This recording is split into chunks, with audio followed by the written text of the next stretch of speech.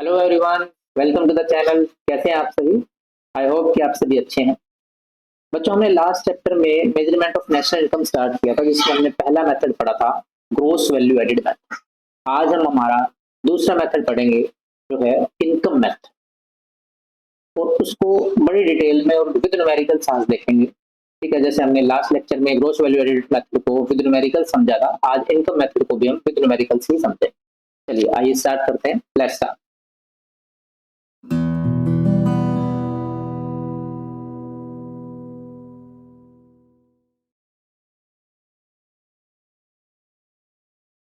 देखिए बच्चों, आपका जो ये इनकम मेथड, इनकम मेथड पे हम नेशनल इनकम को जब हम मेजर करते हैं तो वो फैक्टर इनकम के पर्सपेक्टिव से करते हैं।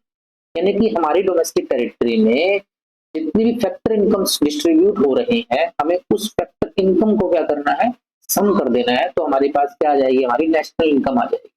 ठीक है, तो देखिए सबसे पहले डेफिनेशन समझते हैं कि income method measures the national income from the perspectives of factor incomes. इस मेथड में हम जितने भी हमारे कंट्री के रेजिडेंट्स हैं, ऑल द रेजिडेंट्स, उनकी प्रोडक्टिव सर्विसेज वो जो दे रहे हैं, उसके लिए हम उनको क्या पे कर रहे हैं, फैक्टर पेमेंट। तो उन्हीं फैक्टर पेमेंट यानी फैक्टर इनकम को हम जब सम कर देंगे तो हमें क्या मिल जाएगा, हमारा नेशनल इनकम मिल जाएगा। लेकिन हमें एक बात का ध्यान रखना है कि जितने भी डोमेस्टिक कंट्री के अंदर, डोमेस्टिक टेरिटरी के अंदर हमारी हम फैक्टर इनकम दे रहे हैं, तो उससे हमें क्या मिलेगा, हमें नेट डोमेस्टिक प्रोडक्ट मिलेगा इस फैक्टर को।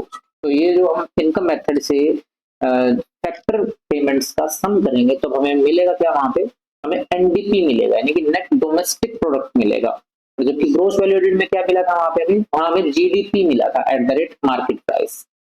क्योंकि यहाँ क्या मिलेगा, एनडीपी मिलेगा, NDP at the rate factor cost. उससे फिर हम नेशनल इनकम को निकालेंगे। तो इसको देखते हैं, थोड़ा आपको डिटेल में करेंगे, अब आपको समझ में आ जाएगा।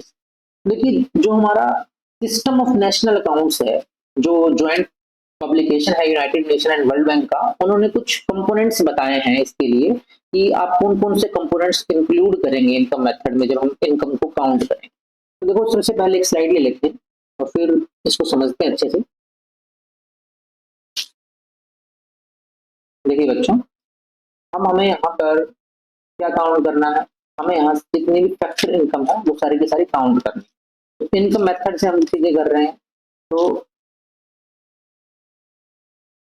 हम काउंट क्या करने वाले हैं, फैक्टर इनकम। अब इसको हम तीन तरीके से करें, आपको दिख रहा है। तो इसमें फर्स्ट जो चीज हम इंक्लूड करते हैं वो है compensation of employees to employees. ठीक है, दूसरा है इसके अंदर आपका ऑपरेटिंग सरप्लस। इसको एक एक करके समझते हैं, देखिए अच्छे समझ में आएगा आपको। उसके बाद लास्ट है हमारे पास मिक्स्ड इनकम। तो जो कॉम्पनसेशन होती है एम्प्लॉयज को, हम एम्प्लॉयर्स जो हैं जिस कंपनी में वो वर्क करते हैं, उनको एम्प्लॉयज को कॉम्पनसेशन मिलती है। कॉम्पनसेशन तीन तरीके से मिलती है उनको, या तो वेजेज एंड सैलरीज कैश की फॉर्म में मिल सकते हैं, या उनको काइंड की फॉर्म में मिल सकते हैं, यानी कि उनको कोई फैसिलिटीज दे दी। तो एक एक करके समझते हैं। देखिए, सबसे पहले यहाँ हम क्या लिखेंगे, wages and salaries in cash, cash की फॉर्म। ठीक है, दूसरा है in kind form. Kind form कौन सी होती है, जो इनको रहने के लिए घर दे दिया है ना, एक गाड़ी दे दी कंपनी की तरफ से, एक लैपटॉप दे दिया, तो ये चीजें उनकी बेनिफिट के लिए होती है। ठीक है, तो ये इन काइंड फॉर्म में हमने इसको दे दिया। दूसरा क्या है, सोशल सिक्योरिटी स्कीम्स, यानी जितने भी बंदे कंपनी में काम कर रहे हैं तो उनको क्या मिलता है, उनकी सिक्योरिटी मिलती है कि जब वो रिटायर भी हो जाएंगे तो उसके बाद उनके पास पैसा रहे। तो उसकी उनकी सोशल सिक्योरिटी, यानी कि जैसे उनको प्रोविडेंट फंड दे दिया है ना, पेंशन दे दी, तो ये सब चीजें क्या है आपकी, उनको एम्प्लॉय का फ्यूचर सिक्योर किया जाता है इसमें, तो सोशल सिक्योरिटी स्कीम्स के थ्रू। तो ये कंपनसेशन तीन तरीके से मिलते हैं एम्प्लॉयज को, एक वेजेज एंड सैलरी कैश की फॉर्म में, एक wages and salaries in kind form में, और दूसरा क्या है, सोशल सिक्योरिटी की फॉर्म। ये तीन चीजें कॉम्पनसेशन है एम्प्लॉयज को जो मिलती है एम्प्लॉयर्स की तरफ। अब देखिए ऑपरेटिंग सरप्लस में क्या क्या चीजें आएंगी। ऑपरेटिंग सरप्लस में दो चीजें आपने इंक्लूड करनी है। एक तो इनकम जो मिल रही है यहाँ पे, फैक्टर इनकम कहाँ से, फ्रॉम प्रॉपर्टी से। ये आपकी कोई प्रॉपर्टी है, वो आपने आगे रेंट पे दी है, तो उससे क्या क्या चीजें मिल सकती है, ठीक है। एक इनकम जो आएगी आपकी फ्रॉम एंटरप्रेन्योरशिप। आपकी जो एंटरप्रेन्योरशिप है उससे कितनी आपको इनकम मिल रही है। तो इनकम फ्रॉम प्रॉपर्टी से क्या क्या चीजें इंक्लूड होंगी इसके अंदर रेंट इंक्लूड होगा। जो अगर आपके पास कोई आपकी प्रॉपर्टी है और आपने इसको रेंट पे दिया है, तो आपको रेंट के फॉर्म में क्या मिल रही है, आपको इनकम मिल रही है। एक आपको क्या मिलती है, रॉयल्टी। एक हमें यहाँ मिलता है इंटरेस्ट, ठीक है। और एंटरप्रेन्योरशिप की फॉर्म में हमें क्या मिल रहा है, प्रॉफिट। अब हमने लास्ट लेक्चर में देखा था प्रॉफिट भी तीन कैटेगरी में डिवाइड होता है। एक हमारे पास क्या होता है इसके अंदर, कॉर्पोरेट टैक्सेस की फॉर्म में पे होता है ये, ठीक है। फिर डिविडेंड की फॉर्म में पे होता है। उसके बाद हमारे पास क्या है, तो लास्ट में जो बच जाएगा वो रिटेन अर्निंग्स है, तो रिटेन अर्निंग्स की फॉर्म में पे होगा। तो अब इनको एक एक करके हम देखते हैं। और मिक्स्ड इनकम देखिए क्या होती है। जो मिक्स्ड इनकम होती है, मिक्स्ड इनकम का क्या मतलब है कि अगर आप सारी सर्विस इकट्ठी ही दे रहे हैं, मतलब जितनी भी फैक्टर इनकम आ रही है वो एक ही सोर्स से आ रही है, और उसको आप अलग अलग भी नहीं कर सकते। मतलब जैसे कि एक डॉक्टर है, डॉक्टर ने अपना क्लिनिक अपने रेजिडेंस में ही खोल लिया, तो उससे क्या है कि उसको रेंट भी जो है वो उसकी ही इनकम में इंक्लूडेड है, ठीक है। जो इंटरेस्ट आ रहा है वो भी उसकी इनकम में इंक्लूडेड है, प्रॉफिट आ रहा है वो भी उसकी इनकम में इंक्लूडेड है। तो उनको आप सेग्रीगेट नहीं कर सकते, आप सेपरेट नहीं कर सकते। तो ऐसे केसेस में हमें मिक्स्ड इनकम को कंसिडर करना पड़ता है। जो खुद ओनर्स जो होते हैं, ओनर्स खुद ही होते हैं फैक्टर ऑफ प्रोडक्शन के ओनर्स, और वो उनको खुद ही यूज करते हैं, तो खुद ही प्रोडक्टिव सर्विस देते हैं। तो अब इनको वन बाय वन करते हैं हम। ये आपको समझ में आ गया होगा कि हम जो इनकम फैक्टर इनकम काउंट करेंगे वो तीन चीजों में काउंट करेंगे, कंपनसेशन टू एम्प्लॉइज, एक आपको ऑपरेटिंग सरप्लस। ऑपरेटिंग सरप्लस का क्या मतलब है कि दो चीजों से इनकम मिल रही है आपको। एक आपको किससे मिल रही है, प्रॉपर्टी से, एक एंटरप्रेन्योरशिप। प्रॉपर्टी से, प्रॉपर्टी में किसकी फॉर्म में मिलेगी, रेंट की फॉर्म में मिलेगी, रॉयल्टी की फॉर्म में मिलेगी, इंटरेस्ट की फॉर्म में मिलेगी। और आपको एंटरप्रेन्योरशिप की फॉर्म में किसकी फॉर्म में मिलेगी, प्रॉफिट की फॉर्म में, ठीक है। चलिए एक एक करके अब इनको देखते हैं। देखिए सबसे पहले हमारे पास है कॉम्पनसेशन टू एम्प्लॉइज। तो कॉम्पनसेशन टू एम्प्लॉइज में देखिए, it refers to the amount paid by the employer to employees for rendering productive services. जितनी वो प्रोडक्टिव सर्विसेज दे रहे हैं उसके बदले में उनको क्या मिल रहा है, उनको वो अमाउंट मिल रहा है, फैक्टर पेमेंट मिल रही है, ठीक है। तो इसमें सारे के सारे पेमेंट्स एंड बेनिफिट्स इंक्लूडेड होंगे, जिसके अंदर तीन चीजें आएंगी। पहली क्या है आपकी, wages and salaries in cash की फॉर्म में, ठीक है। यहाँ पे जितने भी मॉनेटरी बेनिफिट्स एक एम्प्लॉय को मिलते हैं एम्प्लॉयर की तरफ से, वो wages and salaries in cash form में मिलेंगे, यानी कि कैश की फॉर्म में मिल रहे हैं उनको, चाहे वो बोनस हो, चाहे सैलरीज हो, वेजेस हो, डीए अलाउंस हो, ठीक है, कोई कमीशन हो किसी भी तरीके का। तो मॉनेटरी बेनिफिट जितने भी एम्प्लॉयज को मिलते हैं वो इसके अंदर इंक्लूडेड। अब दूसरा क्या है बेटा, wages and salaries in kind form, यानी कि जो बेनिफिट्स दे रहे हैं आप उसको मॉनेटरी बेनिफिट्स नहीं दे रहे, नॉन मॉनेटरी बेनिफिट्स दे रहे हैं। जैसे आपने उसको कोई फ्री रेंट फ्री होम दे दिया, ठीक है, और फ्री कार दे दी, उसके बाद आपने कोई उसको free medical and educational facilities दे दी। तो इस तरह की कुछ ऐसी बेनिफिट वैल्यूज जो आपको एम्प्लॉयज को दे रहे हो आप एम्प्लॉयर की तरफ से, ठीक है, तो वो क्या किस फॉर्म में आएगी, इन काइंड फॉर्म में आएगी। उसके बाद क्या है, देखिए एक बात हमेशा याद रखनी है आपने कि जो काइंड फॉर्म का मतलब क्या है कि जो एम्प्लॉयर एम्प्लॉय को देगा, तो यहाँ पे कोई भी थर्ड पार्टी इन्वॉल्व नहीं होगी। थर्ड पार्टी ने कोई एम्प्लॉय को कोई चीज दी बेनिफिट के लिए, तो वो इसमें इंक्लूड नहीं होगी। यहाँ पे दो ही बंदे हैं, एक एम्प्लॉयर है, एक एम्प्लॉय है। तो उनके आपस के बीच की जो भी एम्प्लॉयर की तरफ से एम्प्लॉय को मिल रही है चीजें, वो काइंड फॉर्म में आएगी, ठीक है। नेक्स्ट देखिए अगला क्या है इसका third point, social security scheme, यानी एम्प्लॉयर्स को क्या मिल रही है, एम्प्लॉयर्स की तरफ से एम्प्लॉयर्स को क्या मिल रही है, सोशल सिक्योरिटी मिल रही है। किसकी फॉर्म में, प्रोविडेंट फंड की फॉर्म में, ग्रेचुटी की फॉर्म में, ठीक है, लेबर वेलफेयर फंड की फॉर्म में। ये सब चीजें आपको सोशल सिक्योर करती हैं एम्प्लॉयज को।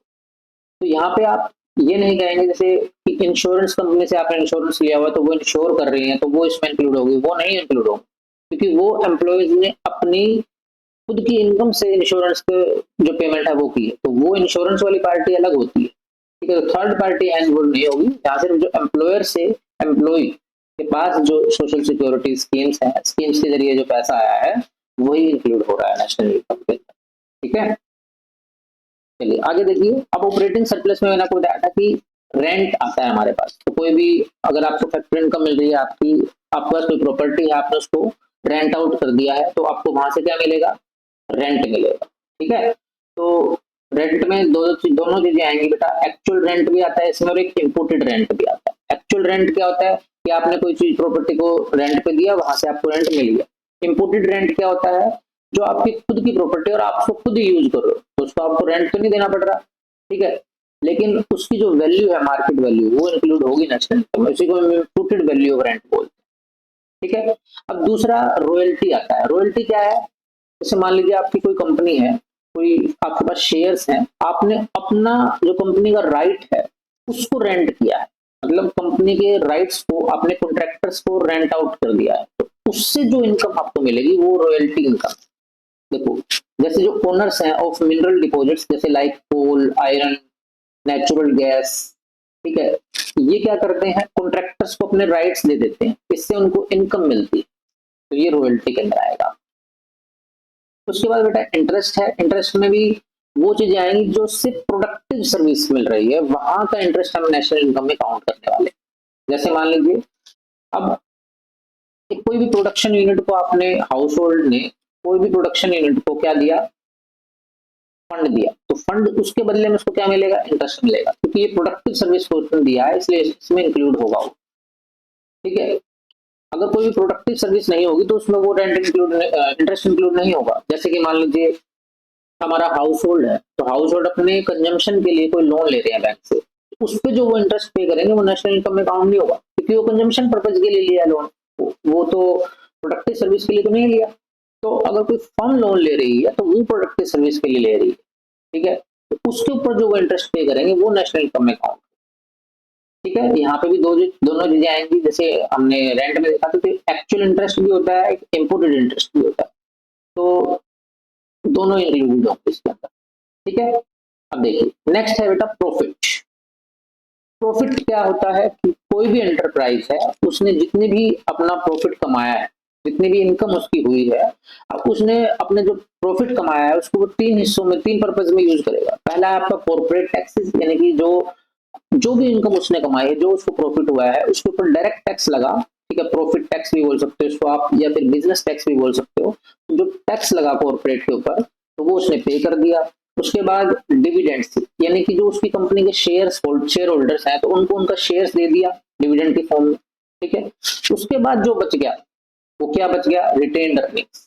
तो रिटेन्ड अर्निंग्स क्या है यहाँ पे, अनडिस्ट्रीब्यूटेड प्रॉफिट। इसको आपने हमेशा याद रखना है कि डिविडेंड का दूसरा नाम क्या है, डिस्ट्रीब्यूटेड प्रॉफिट, और रिटेन्ड अर्निंग्स का दूसरा नाम क्या है, अनडिस्ट्रीब्यूटेड प्रॉफिट। ये वो प्रॉफिट है जो डिस्ट्रीब्यूट नहीं हुआ, मतलब सब कुछ आपने डिस्ट्रीब्यूट कर दिया, कॉर्पोरेट टैक्स भी भर दिया, उसके बाद आपने डिविडेंड्स के फॉर्म में शेयर होल्डर्स को क्या कर दिया, शेयर्स को भी डिस्ट्रीब्यूट भी कर दिया, ठीक है, जो उनकी इनकम है शेयर्स के फॉर्म में।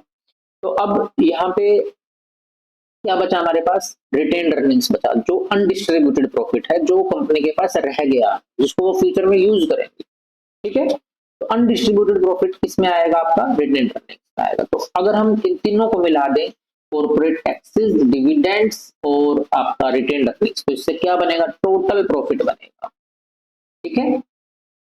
अब ऑपरेटिंग सरप्लस देखिए, ऑपरेटिंग सरप्लस क्या होता है, it is the amount used in the factor payments. It refers to the sum total of income from property and income from entrepreneurship. यानी कि रेंट को मिला देंगे आप, रॉयल्टी को, इंटरेस्ट को और प्रॉफिट को, ये चारों चीजें हैं, इन सबको हम सम अप कर देंगे तो हमें क्या मिल जाएगा, ऑपरेटिंग सरप्लस मिल जाएगा।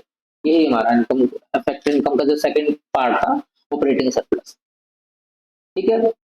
उसके बाद मिक्स्ड इनकम, जैसे मैंने आपको बताया था कि मिक्स्ड इनकम कहाँ होती है, जब कोई एक, जहां पे फैक्टर इनकम्स को अलग अलग करके ना पढ़ा जा सके, ना अलग अलग करके काउंट ना किया जा सके। जैसे कि एक डॉक्टर है, डॉक्टर अपने रेजिडेंस पे ही अपना क्लिनिक खोल लेता है, तो वो, उसको रेंट भी मिल रहा है, इंटरेस्ट भी मिल रहा है, प्रॉफिट भी मिल रहा है, तो उसको आप सेग्रीगेट नहीं कर सकते, वो इनकम एक ही की एक ही जगह की इनकम, तो उसको आप सेग्रीगेट नहीं कर सकते। तो ऐसे केसेस में हम क्या करेंगे, जैसे डॉक्टर्स हैं, सीए हैं, इनके केस में हम क्या करेंगे, मिक्स्ड इनकम को काउंट करेंगे। तो ये जो इनकम जनरेटेड है बाय ओन अकाउंट वर्कर्स, यानी कि जो फार्मर्स हैं, छोटे छोटे शॉपकीपर्स हैं, बार्बर्स हैं, तो ये खुद का काम करते हैं, ठीक है। तो इनकी जो इनकम है वो किसकी कैटेगरी में आएगी, मिक्स्ड इनकम की कैटेगरी में आएगी बच्चों।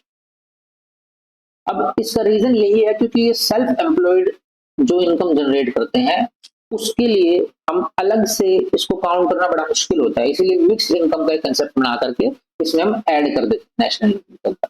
ये सिर्फ किसके लिए है, जो सेल्फ एम्प्लॉयड। चलिए अब देखिए, अब आपको जो इनकम यहां से मिलेगी वो हमें क्या मिलेगी, एनडीपी मिलेगी। देखिए अब इस पे स्लाइड से बताता हूँ आपको जो स्टेप्स हैं इसके काउंट करने के। जो हमने अभी प्रोसीजर देखा तो उससे हमें क्या मिला, यानी कि देखिए हमें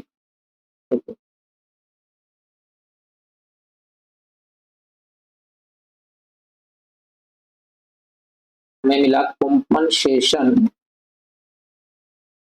टू एम्प्लॉयज प्लस हमने क्या किया, operating surplus plus mixed income. इन सबको मिलाने के बाद हमें क्या मिला,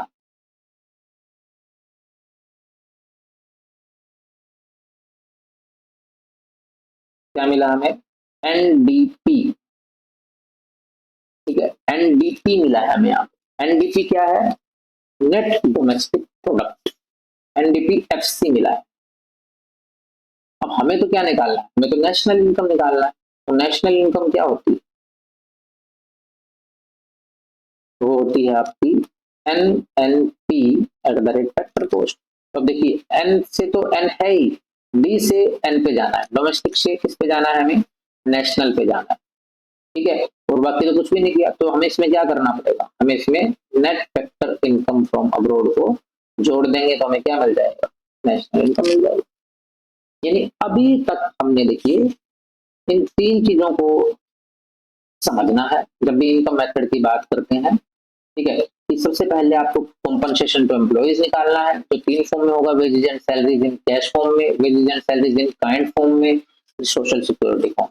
फिर ऑपरेटिंग सरप्लस, दो तरीके से इनकम जनरेट होती है, एक प्रॉपर्टी से और एक आपकी एंटरप्रेन्योरशिप से। तो प्रॉपर्टी में हम रेंट को इंक्लूड करेंगे, रॉयल्टी को इंक्लूड करेंगे, इंटरेस्ट को इंक्लूड करेंगे, और प्रॉफिट में हम तीन चीजों को इंक्लूड करेंगे, कॉर्पोरेट टैक्सेस को, ठीक है, डिविडेंड की फॉर्म में और रिटेन अर्निंग्स की फॉर्म, और एक लास्ट आपका क्या है, मिक्स्ड इनकम। इन सबको मिला देंगे तो हमें क्या मिल जाएगा, हमें एनडीपी मिल जाएगा eight the rate factor cost, ठीक है। और उसके बाद हमें net factor income from abroad को जब हम जोड़ देंगे तो हमें क्या मिल जाएगा, नेशनल इनकम मिल जाएगा, ठीक है। तो इस तरह से बच्चों हम निकालते हैं नेशनल इनकम को इनकम मेथड। अब देखिए पहले से कुछ क्वेश्चंस करते हैं हम कि क्वेश्चंस कैसे करेंगे। यहाँ हमें क्या निकालना है, हमें निकालना है एनडीपी, क्या निकालना है, NDP at the rate factor cost निकालना है, यानी कि पहला ही स्टेप है हमारा। तो इसमें एनडीपी निकालना है, डोमेस्टिक ही है, तो इसमें net factor income from abroad तो जुड़ेगी नहीं। तो हमें देखते हैं क्या क्या चीजें, NDP at the rate factor cost, ये क्या होता है, वही कॉम्पनसेशन टू एम्प्लॉइज, उसके बाद प्लस में हम ऑपरेटिंग सरप्लस को जोड़ेंगे, प्लस में हम मिक्स्ड इनकम को जोड़ेंगे, ठीक है। अब कंपनसेशन टू एम्प्लॉइज देखिए क्या दिया हुआ है, ये दिया हुआ है जी 1000 प्लस में ऑपरेटिंग सरप्लस अलग से नहीं दिया हुआ, तो यहाँ पे हमें रेंट दिया हुआ है, रॉयल्टी दी हुई है, इंटरेस्ट दिया हुआ है, प्रॉफिट, ये चारों चीजें दी हुई है। तो इन सबका ही सम क्या हो जाएगा, ऑपरेटिंग सरप्लस, यानी कि ये हो जाएगा आपको 400 प्लस 200 प्लस 500 और प्लस 500। अब क्या बच गया आपका, मिक्स इनकम बच गया। मिक्स इनकम कितने दिए बच्चों, 1000। तो इसको टोटल कर देते हैं आप, 1000 प्लस 1600 प्लस 1000, तो कितना आ गया आपका, ये 3600 करोड़ इसका आंसर आ गया, ठीक है। सिंपल है, एनडीपी एफसी हमें निकालना था तो हमने सबको सम कर दिया, हमारा एनडीपी एफसी आ गया। चलो नेक्स्ट क्वेश्चन देखते हैं बच्चों। अब इसके अंदर हमें क्या निकालना है, जीएनपी निकालना है, GNP at the rate factor cost. तो जो इन ये सब चीजें दी हुई हैं, इनसे हमारा क्या मिलेगा, एनडीपी मिलेगा। और हमें निकालना जीएनपी, चलो वो हम बाद में निकालेंगे, पहले हम एनडीपी निकालते हैं। तो देखिए NDP at the rate factor cost, इसमें हमें वही फार्मूला लगाएंगे, हमारा COE plus operating surplus plus mixed income. चलिए अब देखिए, हाँ जी बच्चों, देखिए इसके अंदर क्या दिया हुआ है हमें, जो कॉम्पनसेशन टू एम्प्लॉइज है उसमें सिर्फ वेजेस एंड सैलरीज दिया हुआ है। क्या दिया हुआ है, वेजेस एंड सैलरीज।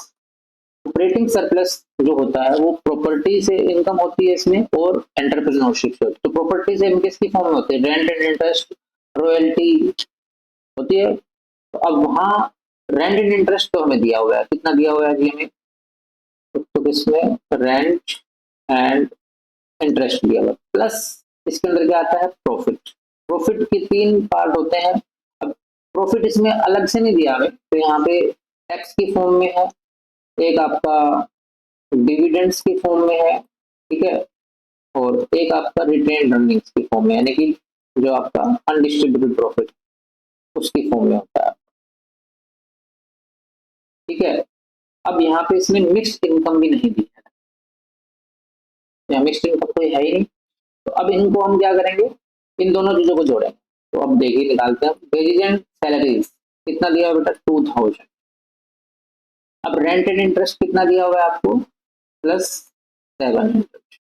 उसके बाद अब प्रॉफिट देखिए, कॉर्पोरेट टैक्सेस दिया हुआ है, अनडिस्ट्रीब्यूटेड प्रॉफिट भी दिया हुआ है और डिविडेंड भी दिया हुआ है, सबको जोड़ देते हैं, प्लस 500, ठीक है, प्लस 300 और प्लस आपका 150। तो यहाँ से आपका क्या आ जाएगा, 2700, 53200। उसके बाद है हमारे पास 450, तो कितना आ गया बताइए, 3650, ठीक है। तो ये हमारा क्या आ गया, ये एनडीपीएफसी आ गया। अब हमें निकालना क्या है, हमें तो जीएनपी निकालना है जी, GNP at the rate F C. तो हमें नेक्स्ट से किस पे जाना पड़ेगा, ग्रोस में, तो डेप्रिसिएशन को हम क्या कर देंगे, प्लस कर देंगे, और डी से हमें एन पे जाना है, यानी डोमेस्टिक से नेशनल पे जाना है, तो हम प्लस क्या कर देंगे, net factor income from abroad. देखिए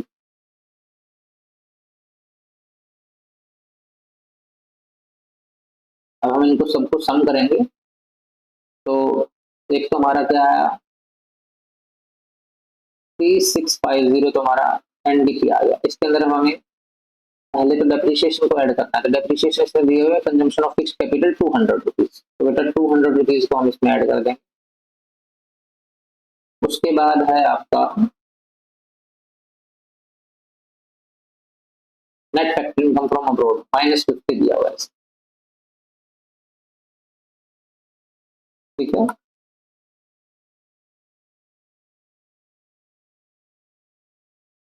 तो करेंगे हम, कितना आएगा आपका,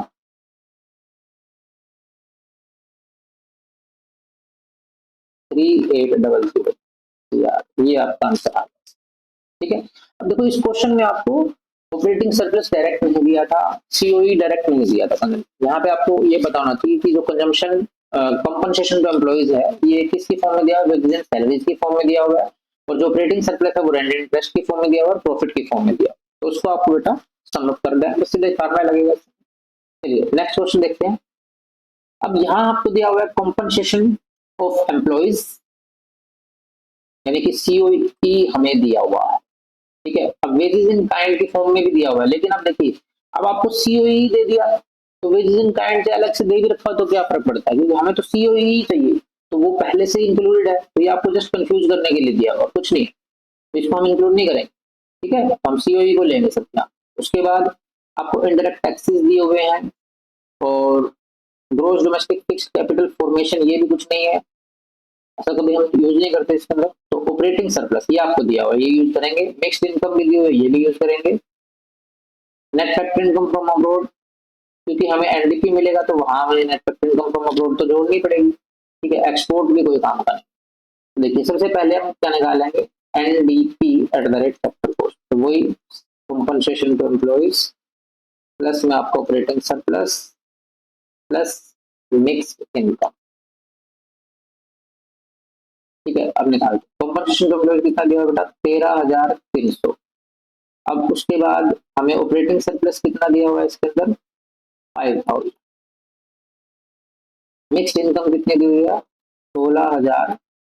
तो इसको हम ऐड कर देंगे, ऐड करेंगे तो कितना आएगा, देखिए 13 और 5 18, 18,300 प्लस 16,100, कितना आंसर आ गया हमारा, 16,100।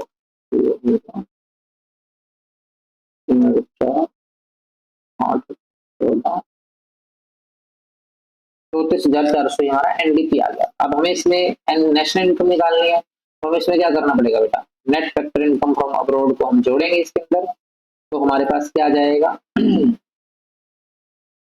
एनएनपी नेशनल इनकम आ जाएगी eight the rate factor code. तो 34,400 इसमें हम क्या जोड़ देंगे, net factor income from abroad जोड़, तो क्या आ जाएगा हमारे पास यहाँ पर 34,700, ये हमारी नेशनल इनकम आ गई।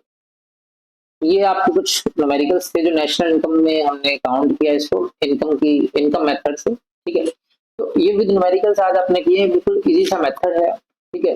इस तरह के न्यूमेरिकल्स इस पेपर एग्जाम में आएंगे आपके, तो इसको अच्छे से कर लेना बेटा। आज के लिए हम इतना ही करेंगे, तो नेक्स्ट चैप्टर में हम करेंगे हमारा लास्ट जो मेथड है एक्सपेंडिचर मेथड।